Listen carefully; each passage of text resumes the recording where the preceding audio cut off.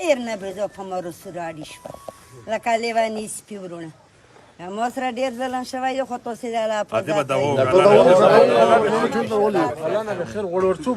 په ذات زه کاشف کوږي خیل یم او دا وخت تحصیل باړه سپایي په هغه علاقه کې موجود یو چېرته چې بېګا یوه واقعه مخې ته راغلې وه دلته سټډي ویل کېږي چې هغو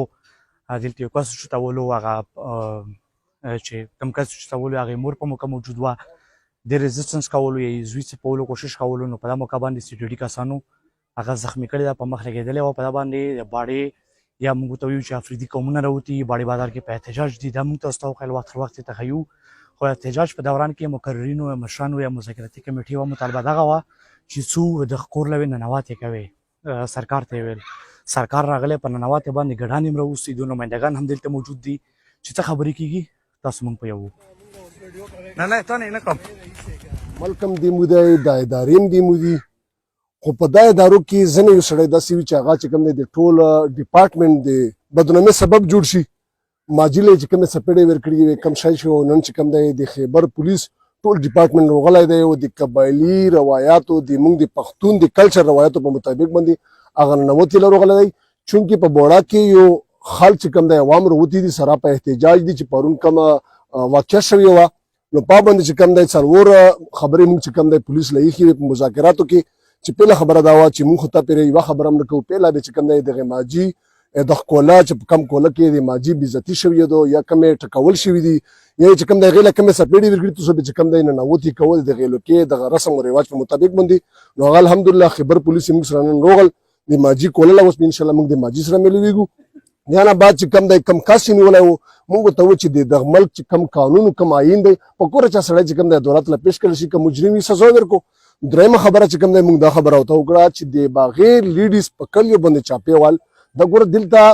موږ قبایلي اضلاع دي دا ډېره سینسټیو ایریا ده دا ډېره سینسټیو مسله جوړه شوې وه چې باغیر لکه دا موږ خلک چې کوم دی دا شی بالکل نشي برداشت کولی چې هغه باغیر لیډیز چې کوم دی پولیس دې موږ په کلیو باندې درنوځي او څلورمه خبره ورته چې کومه کړې وه مفتي صاحب کومه خبره کړې وه څلورمه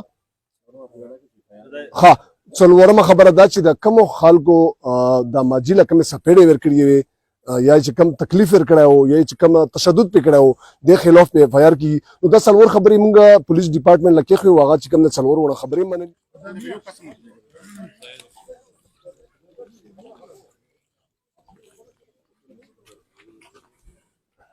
ډېر نه بریځو په مرسو راډي شوه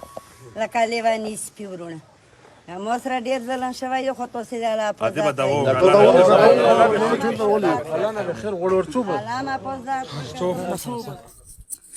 قدرمنو لیدونکو دا مذاکرات وشول غني به یو دلته چې څومره مذاکراتي ټیم ملګري وو هغه ترې راووتل ادې ته یې په سر صدر هم په سر کړو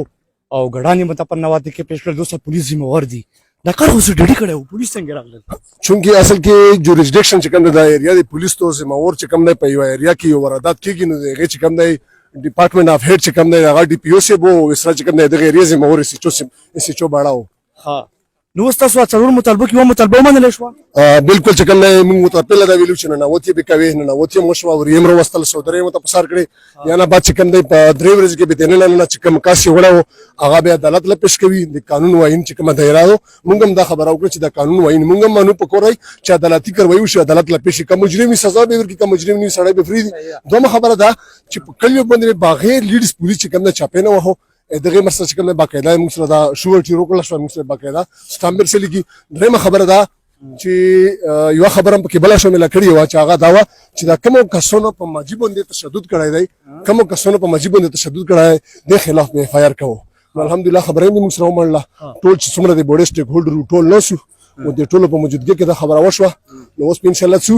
ولته احتجاجي در نه روانه ده ولته به چې کوم دی اوس دا در نه ختموو ولته باقاعده د در نه د ختمېدو اعلان کوو صحیح شو ډېره مننه